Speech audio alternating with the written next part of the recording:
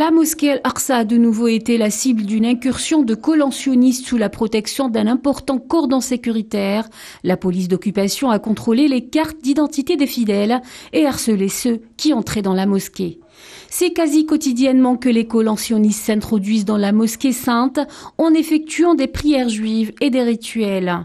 Pour rappel, de nombreux militants sionistes de droite plaident en faveur de la destruction de la mosquée Al-Aqsa pour faire place à un troisième temple. Ils ont cherché également à obtenir le soutien nécessaire pour renforcer la présence juive sur le site, malgré un accord de tutelle conclu de longue date entre l'entité sioniste et la Jordanie qui conserve le contrôle des lieux saints chrétiens et musulmans à Al-Quds Est.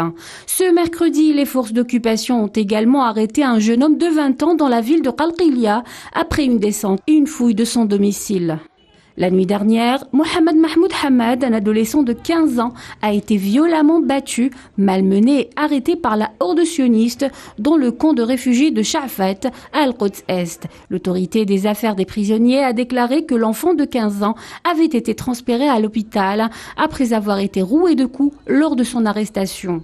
Des véhicules municipaux de l'occupation sioniste sous la protection des forces d'occupation ont démoli ce mercredi des installations commerciales au sud de la mosquée Al-Aqsa. Il est clair que l'occupation sioniste intensifie ces derniers temps son escalade, particulièrement dans le périmètre de la mosquée sainte d'Al-Aqsa, dans un but que tout le monde connaît.